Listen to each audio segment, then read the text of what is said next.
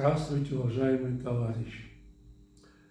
Мы продолжаем свой цикл передач о героическом эпосе кыргызского народа Манаси.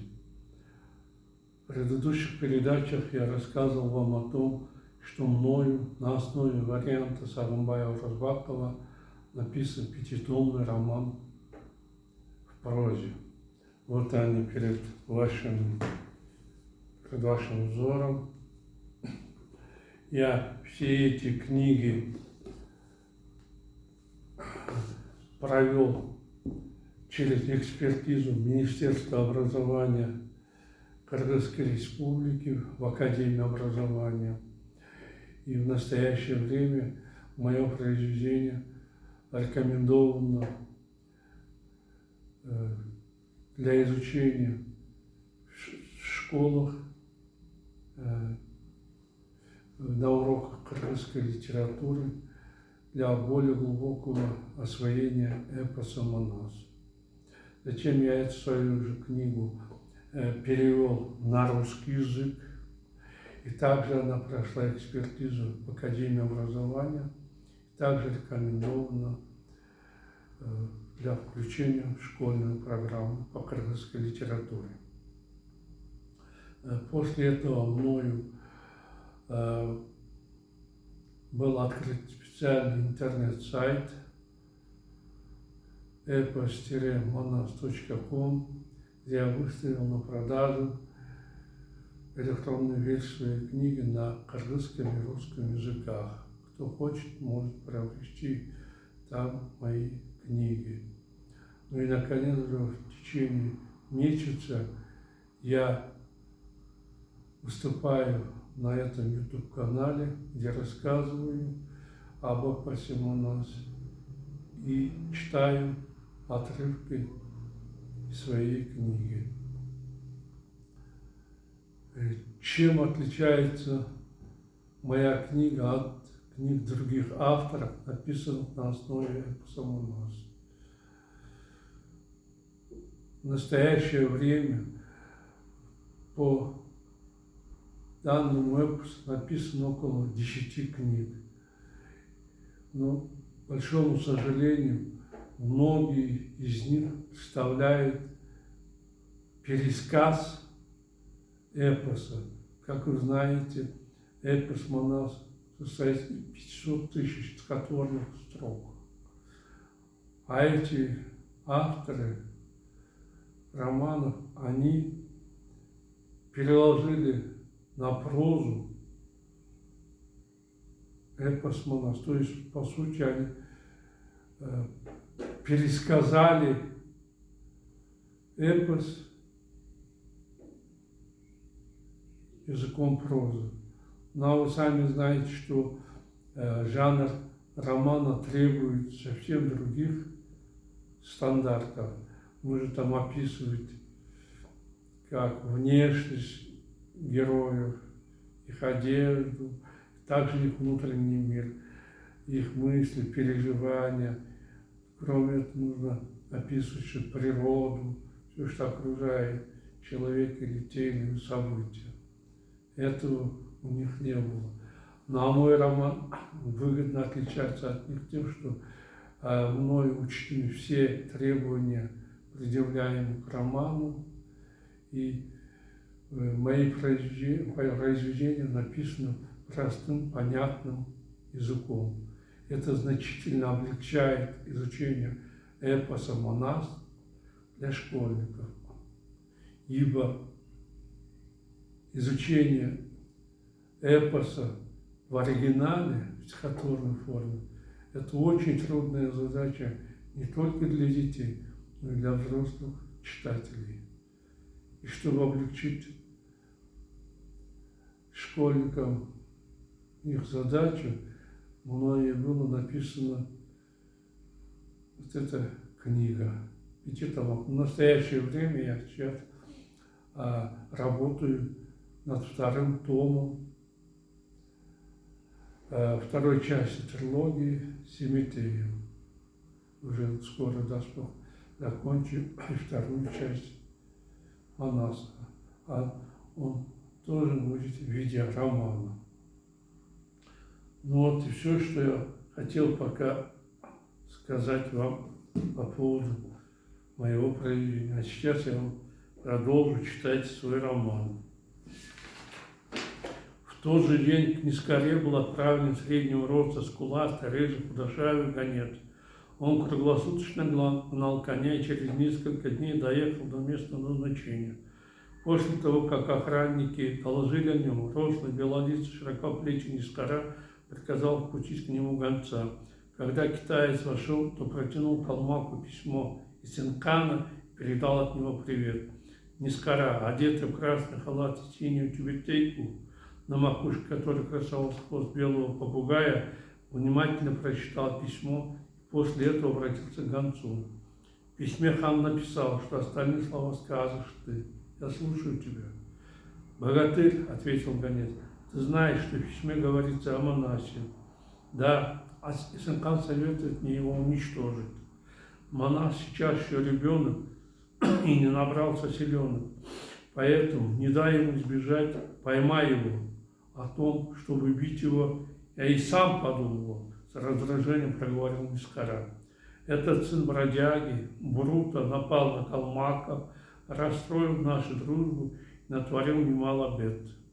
Об этом известно Синкану, поэтому он и говорит, чтобы ты поймал Манаса. Не поймаешь, тебе придет конец. Если Манас бежит, ты лишишься своей жизни. Иди к нему, зарежь его. Если Манас тебе попадет в руки, выколи ему глаза. Нискара на мгновение задумался. Допустим, я согласен прикончить Манаса, сказал он кратче. Что я в этом случае буду иметь от Синкана? Ты превратишься в самого близкого его друга и можешь попросить у него все, что захочешь. Поклоном ответил гонец.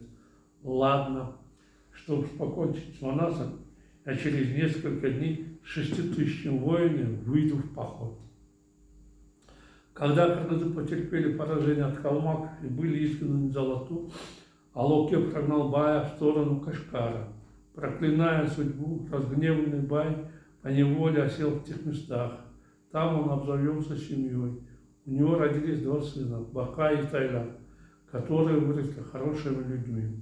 Все были им довольны и хвалили их. А они были очень старательными юношами, внимательно прислушиваясь к советам других и сумели собрать приличное богатство.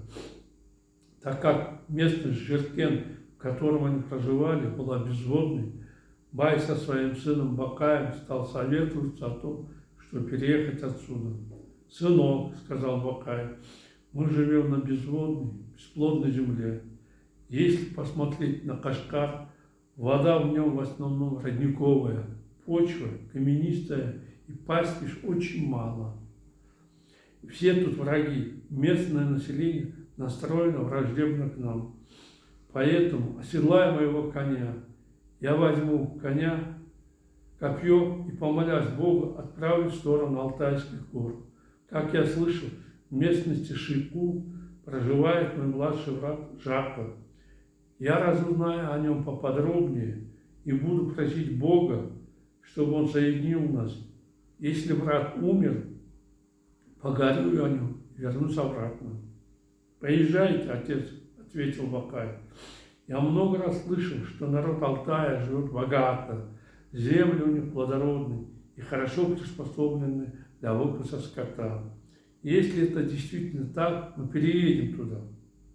13 лет тому назад были слухи, что у самого богатого алтайского кыргыза Жакова родился сын. Если это не другой Жаков, надо обратить пристальное внимание на эту весть. Поэтому езжайте, отец, посмотрите, узнаете, где находится Алтай, чтобы не разочароваться. Получив согласие сына, среднего роста, широкоплечий, беловородый, 69-летний Бай по бурным рекам и извилистым дорогам поехал искать брата. Он непрерывно ехал на коне 2 дня.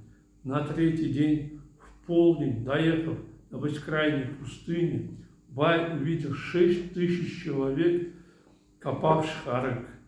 Этой работой по приказу Нискары командовал Сар Басанков. Он ловил тех, кто проезжал мимо, резал их коней, а самих заставлял копать арык. Не зная об этом, бедняга Бай попался им в лапы. По приказу Басанкула воины зарезали его коня, дали ему руки мотыгу и отправили работать. Бедный старик 2,5 дня трудился в поте лица, а затем обессилел и упал на землю. Охранники решили, что он умер. Оттащив его к краю арыка, они закопали старика в землю. Когда вечером Нискара погнал народ грабить лошадей Жакопа, Бай пришел в себя и огромным усилием воли кое-как вырвался из своей могилы. «Кому я пожалую, что моего коня зарезали?» – подумал старик. «Надо поскорее отсюда убираться, иначе мне придет конец». Оглянувшись по сторонам, Бай увидел, что недалеко в ущелье Жаргак стоят отставшие от народа 6 клять и 4 осла. Он кое-как поймал одну из клять и стал удирать. Калмаки, рывшие арык, увидели старика и погнались за ним. Убегая от них, втягивая шею, как белый лебедь, Бай доехал до вершины горы и 2-3 камнями сбил преследователей. Так как обратная дорога была перекрыта, старику поневоле пришлось идти за ушедшим вперед войском. «Придется идти за Нискарой», – подумал Бай. «Лучше шаг так, чем попасть в руки преследователей. Но и на глазах жестоких воинов не следует показываться, иначе они меня живьем сожгут». С такими мыслями старик, ударив плетью, медленно поплелся вслед за калмакскими воинами. В это время летнее пастбище Жайло Жакопа находилось в Джашил-Куле, а зимовка в перевале Кулан-Джайло. К югу от него находится долина Кулутез. Жак решил проведать сына и свой скот в этой долине. Оседлав коня Тучунака, горделиво восседая на нем, он выехал из Орала. Через 6 дней пути, увидев, что по дороге идет 6-тысячное войско Нискары, испуганный Жак спрятался в лесу. Калмаки, не сбавляя хода, перешли Алтынсу, Каинду и двинулись дальше. Жак, не понял, что это за войско, куда она идет, внезапно заметил за калмаками Бая, спасавшегося от Нискары. «Кажется, это старик один-одинешник», – сочувственно подумал Жак. «Судя по тому, что едет один, он, кажется, такой же бедолага, как и я. Узная, кто он, познакомлюсь с ним». С этим мыслям Жак подскакал на коне к Баю. «Салам алейкум», – поздоровался он. «Монду», – ответил Бай. Аксакал, судя по тому, как ответил на приветствие, «Вы калмак?» – улыбнулся Жак. «Ведь Монду по-калмакски обозначает «будь здоров». Ты прав, брат. По одежде, по говору вы похожи на кыргыза». «Верно, я кыргыз. А кто ты, брат? Как тебя зовут?» «Меня зовут Жаков. Мой прадед Байгур. Я сын Орозду». «У тебя родители, братья есть?» – сбившимся сердцем спросил Бай. «Я в 17 лет остался без родителей и был сослан в ссылку. Мне пришлось пойти на услужение, повотрачить на многих людей. В этом году исполнилось 30 лет, как я живу в горах Алтая». Тяжело вздохнул Жак. «Оказывается, время прошло, вся жизнь пошла на смарку», – громко заорал Бай. «Тебе было 17, а мне 20.